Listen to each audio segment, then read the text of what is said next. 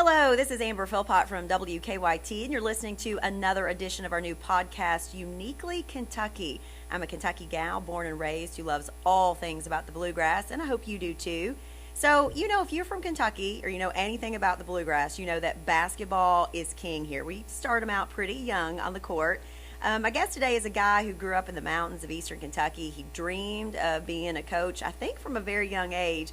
And he did something that a lot of youngsters only dream about. He found his way to the University of Kentucky basketball program, not as a player, but rather on the staff under Coach John Calipari. But now he is here as the head man at Morehead State University, a place that just happens to be near and dear to my heart, as I'm a proud alum of this place. Coach Preston Spradlin, thanks so much for sitting down with us. Thank you so much for having me on. This is the second edition. It's pretty big for you. This is big. I'm really excited. I'm excited to get on here and talk about one of my favorite subjects, Kentucky as well. I'm a proud Kentuckian from eastern Kentucky, just a couple hours away from here in Floyd County. And so, yeah, I love talking about the bluegrass. You are off to a pretty good start. I know that you've had a couple of losses, but when we tell people who you lost to, I think people kind of let it slide a little bit. So you guys took the team up, played in the Carrier Dome. You took Syracuse and UConn, lost only, about 10 each game to them.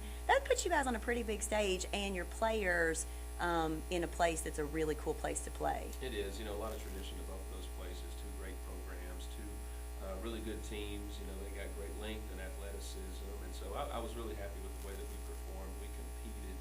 Those games at times, they can get away from you when those teams make big runs, when you make mistakes, you turn the ball over, tough shots, whatever it may be, especially with their size and their athleticism.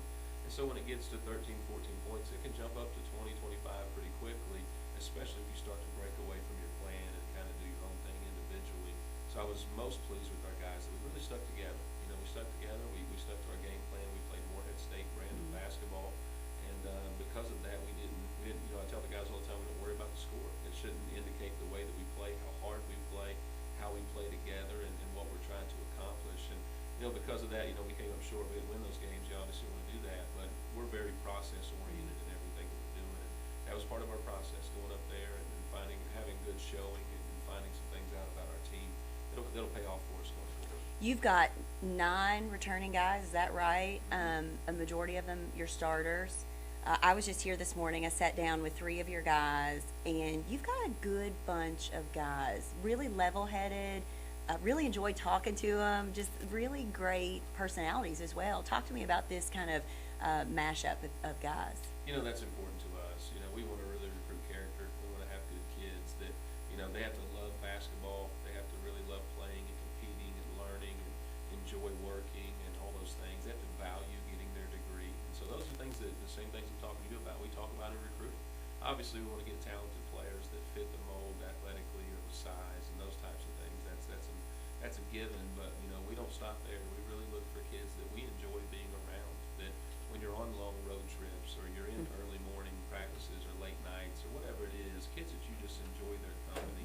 And so we're real proud that we have a good group of kids. And so when I got the job, I inherited 4 players. That's all we had. We had no starters. We had no seniors, and so we had to set out and get 10 new players last season. So we were really brand new. We had no seniors on the roster, the youngest team in the country. We had 3 freshmen who started games for us. And so we're real proud that we were able to hang on to those guys and just keep them ingrained and believing in our culture and that process word again. And so they're all back again. And here they are, a year older, a little stronger, a little bigger physically, and obviously more experienced and more confident. And that was kind of the vision that we had in putting our staff and putting our program and all of our kids together, was so that we could experience years like this and the ones that we're going to have after this. And they've really bought into the program, because you've got guys that come in that Morehead is, let's face it, a little bit of culture shock to some of them. I mean, I just talked to A.J. Hicks, and he's from outside Atlanta. But getting them to buy into the things that you're talking about is super important, because then they can kind of tend to forget about that, right? Absolutely. We tell them all the time in recruiting, 94 feet, 2 hoops. Listen, we've got a small town. There's 7,000 people in Morehead, Kentucky. There's another 10,000 roundabout to go to school here. So it's a college town. I mean, there's a lot of young people. There's a lot of excitement. And there's a lot of excitement for athletics, but most specifically basketball. People here in the state of Kentucky love basketball. And here in Morehead, they certainly do as well. And so I think it's important in recruiting that you get kids that, they understand that they're playing for a fan base. They're playing for a place where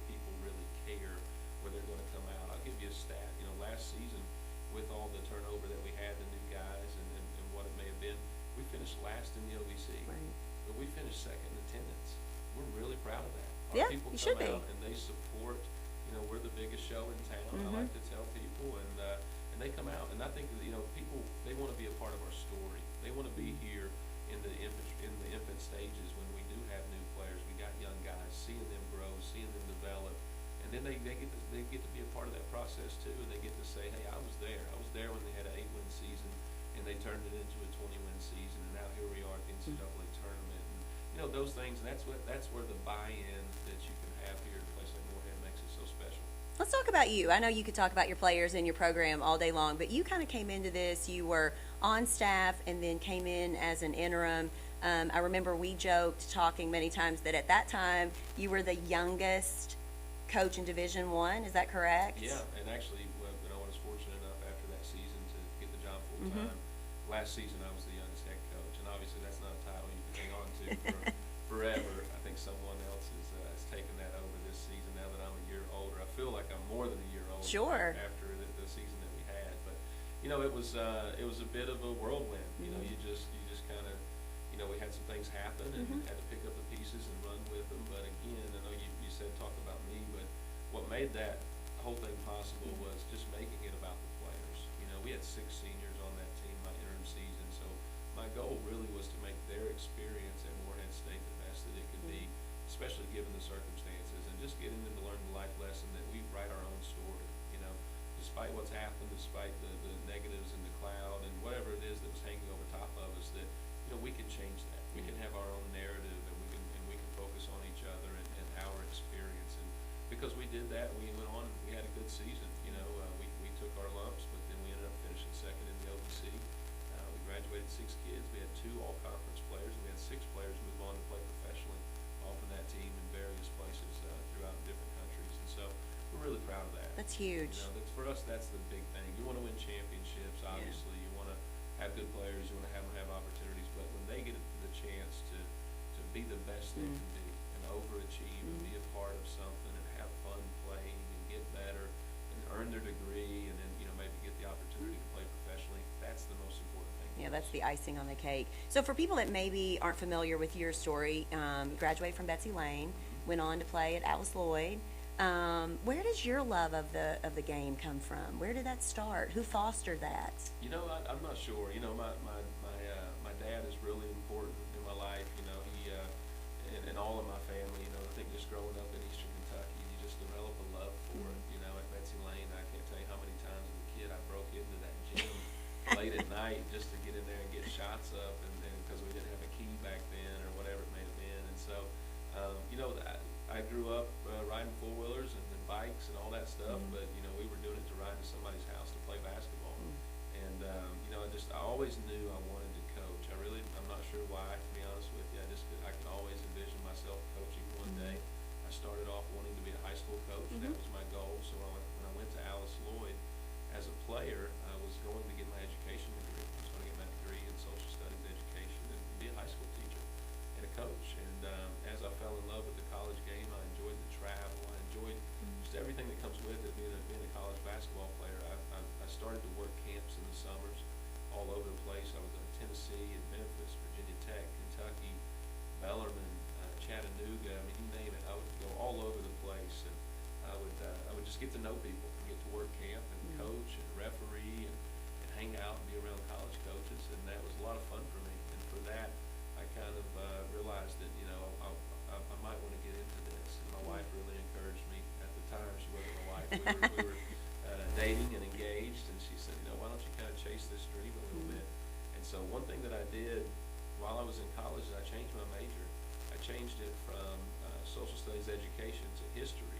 And the reason I did that was I really just kind of bet on myself, because I said, listen, I got to make sure I graduate in May of 09 or whatever it was, because I'm going to start coaching. I want to start capitalizing on these contacts that I've made, and I want to get on the court, and I want to start doing this stuff. And so, you know, everybody said, well, what are you going to do with the history degree? You going to work in a museum or something? So I coach basketball. Sure. And you know, and they kind of said, you know, how are you going to do it? And I said, you know, I don't know. I'm going to tell that to anybody that wants to listen, and eventually somebody's probably going to help me do that. I just got to make them believe like I believe in myself, and my wife believes in me, and our our mutual friend, Wayne Martin, Yeah. was a big influence in my life and in my career. He helped me get a foot in the door a number of places, and then kind of ran with it from there. And then I got my first opportunity out of college at the University of Kentucky with Coach Cal. Which is huge. And I mean, to have a mentor like Coach John Calipari is really out of reach for a lot of people, but he really taught you a lot of things. And I know when I read a lot about how your philosophy is with your team, it comes a lot from him, and about it's really simple. You put your players first. And I've heard that through everything we've been talking here today, and he really taught you that, didn't he? He did, and it's genuine. It's genuine with him, and I got a chance to see that firsthand through a lot of really good players, a lot of successful seasons. I was there for 5 years. During the 5 years I was with Coach, we had 26 players that are in the NBA, and we went to 3 Final Fours, obviously won the championship. And it was just it was a wonderful experience. It meant a lot to me being from Kentucky, growing up a Kentucky fan, and just really kind of working my way up. You know, I got there, I didn't really know anyone. You know, I think a lot of guys on our staff in those beginning positions, you know, they kind of had some type of in one way or the other. I really didn't, you know, and so I just kind of said, I'm going to really outwork people. Come early and stay late, and whatever little job that Cal or the rest of the staff would give me to do, I took a lot of pride in it, and I wanted to do the best that I could with it. And through that, I got more and more responsibility, and I got to learn more and more things, and that's really kind of where it went. And I was really proud of my role that I had there. I got to do a lot of things. I was with the players a lot. Yeah. You know, whether it was, you know, making sure they're on time for things, or making sure they're organized, or getting the tutors, or academically, or relaying messages to them, or making sure that they're the right spots on the court, or whatever it may have been. I really kind of developed my coaching through that. Yeah. And then I got the opportunity. Cal gave me a wonderful opportunity to work with the Dominican national team. And that was a lot of fun, because that was the first chance I got to get on the court. Wow. And, you know, at that point, I'm 24 years old coaching 30-year-olds, Wow. NBA players and professional players that play overseas. And so I really had to learn my voice there, because it's not, you know, I'm not going to be a yeller and screamer to those type of guys. Yeah, sometimes it's not about being the loudest on the court. Absolutely. Yeah. They're not going to respond to it. So what I kind of found out was I was the details guy. I was the guy on that Dominican staff that knew what Coach was looking for, knew his plays, knew where things needed to be, the nuances of it. And so what those players found out is if they wanted to be successful playing for Cal, I was a guy that could bridge that gap and help them get there. And I really just fell in love with it from that point on of being a details guy and teaching guys. And I think that you really, you know, players play confidently, and they gain confidence when they learn new things, they master them, and then they see that pay off in a game or practice, whatever it is. It sounds like basketball, I mean, aside from a job and you're doing what you love, you know, a kid that came out of the mountains of Eastern Kentucky, basketball has really taken you so many places. And I know you're able to give that to your kids, too, your players as well. I shouldn't call them kids, they're college kids. But, you know, you're able to give that to them. And there's something to be said about taking people, traveling with them. That opens up so many doors, doesn't it? Absolutely. It's funny that I'd never been out of the country until we traveled coaching the Dominican team. And we're literally days away from traveling to the Dominican, and then we're going to go to Brazil, and then we're going to go to Argentina. And a couple of those places, I can't remember which ones require a visa. Well, it takes time to get those things. So we all pack up our passports, and we send them off, and we had somebody help us to secure visas, and they call in a panic. They say, listen, this Spradlin kid didn't sign his passport. Oh, no. And I remember Coach being like, you didn't sign your passport? I said, Coach, I've never used my passport. I have no idea that you're supposed to sign your passport. So they had to ship it back, sign it, fly it. I mean, it probably cost a lot of money for my lack of signing that to get that back and forth. But, you know, you learn a lot of that stuff. And I traveled and went places and ate food and did things that's really wonderful. And, you know, we talk about that with our kids here. Sure. You know, we talk about, you know, we do a lot of traveling here. We want to make that experience great for them. And then, you know, the opportunity that they may get to play professionally and experience internationally. It's not about, you know, at our level, you know, our kids, they can make a good living playing professionally. But at the end of the day, it's about that experience and having fun and seeing the world, and just letting basketball do that for you. Absolutely. I have to tell this funny story. I talked to the guys this morning about, you know, coming from different cities and the culture shock, but you had your own culture shock just coming from where you were in Eastern Kentucky to Lexington. I remember we have talked about this and laughed about it a lot, about how you and Misty both were in Lexington and you didn't really know your way around. Oh my gosh, I can't tell you how many parking tickets I got because, you know, where I'm from, just park wherever. Mm-hmm. You park in the grass, you park in somebody's driveway, there's really no traffic. I used to get tickets all the time parking in the wrong spots. I used to almost hit people on bicycles a lot. Because where I'm from, in the mountains, people don't ride bicycles. Sure. And so every time you're getting out and you're ready to turn at an intersection, somebody's zipping by on a bicycle, and I used to scare myself that I was going to hit somebody. But yeah, it was when I lived down there for a year by myself, and I would walk to work every day. I was fortunate that Alice Lloyd gave us a place to live because I was in grad school.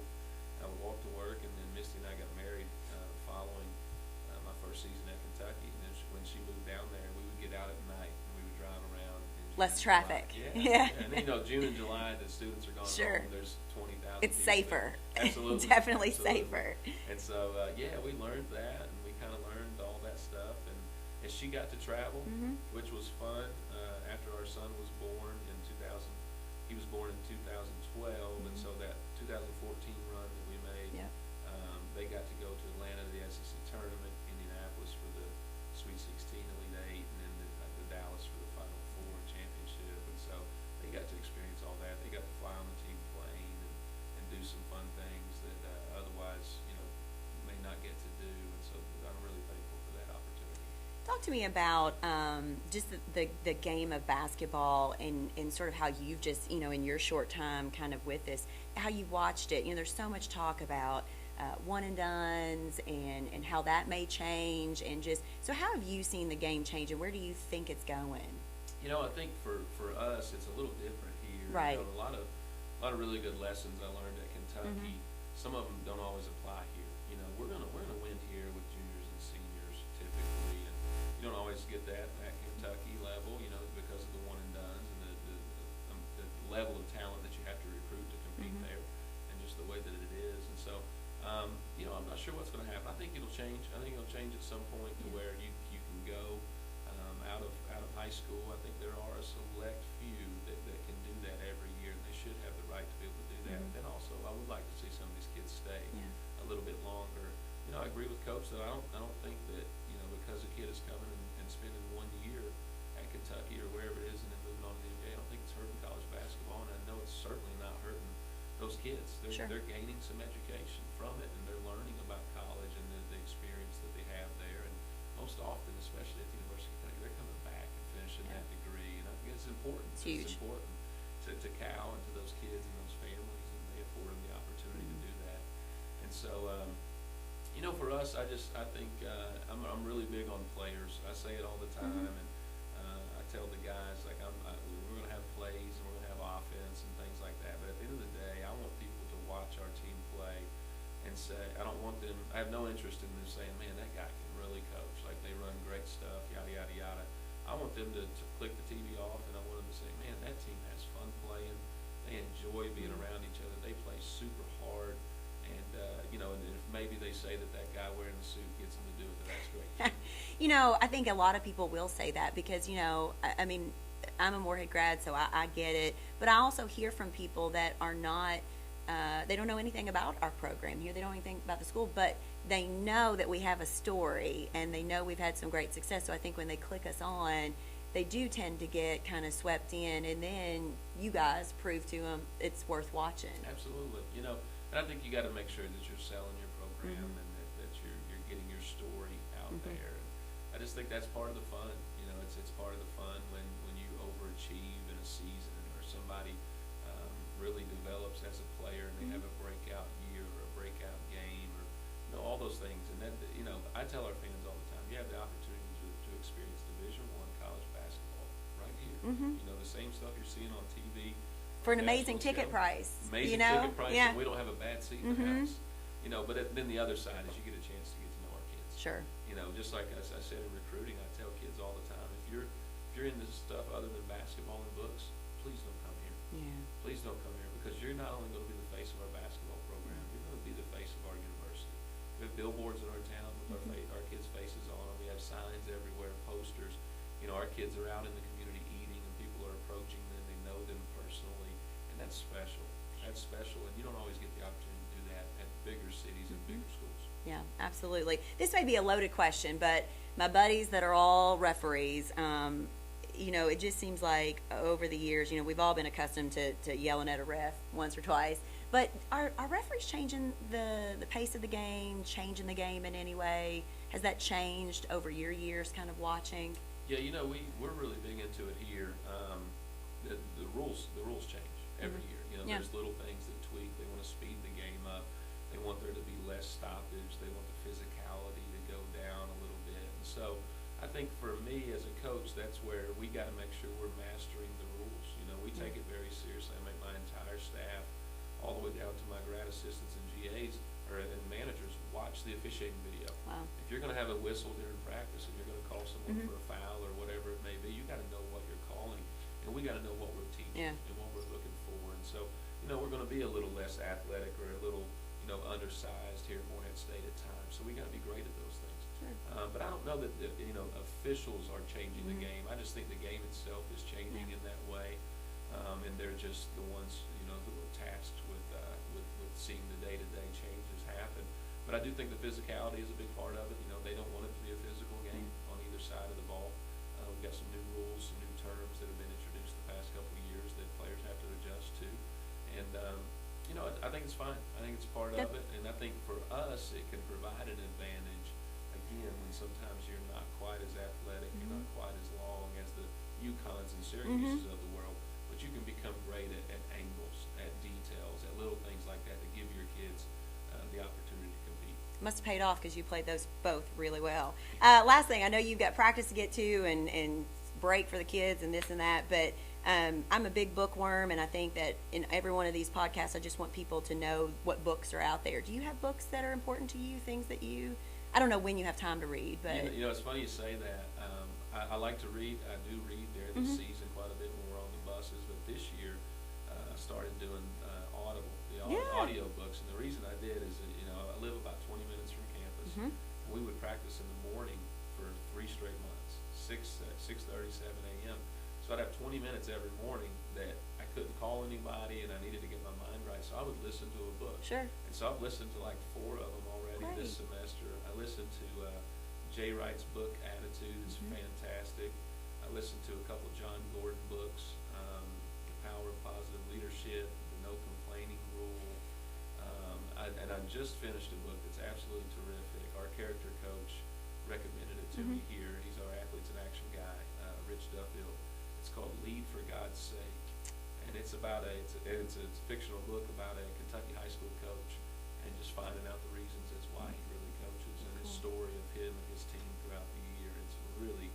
It's had a big impact on me. Sure. It's a great story, and I would encourage anybody that enjoys basketball and has an inclination for any leadership in any walk of life, pick it up and give it a read. It's really good. Awesome. And, of course, you are on the Uniquely Kentucky podcast. So what do you think makes Kentucky so unique? Part of my job is selling Kentucky. We recruit nationally. We bring kids in. And I have a lot of fun picking them up at that Lexington airport, showing them Keeneland and explaining to them what bourbon is, the Bourbon Trail. And, I tell them all the time that, horse racing, bourbon, and basketball. That's what we're really known for in the state, and we talk about those things. And it's kind of cool. We've got touches of that all over the place. In my office, I've got some custom Morehead bourbon barrel toppers and things like that really give that Kentucky touch when people come in, and it really leads into our feel of family and intimacy that we offer here. But Kentucky's a wonderful place. I've been in coaching. This is my 10th year now, and I've never lived anywhere other than Kentucky. I don't know. There's very few coaches. I've been very blessed with a lot of opportunities, but one of them that I'm really thankful for is I've only lived here. Yeah. And I think it's wonderful. And I got to be at a place like the University of Kentucky and a great place like Morehead State, and living out my dream. Being at a place like Morehead State, this is my dream job.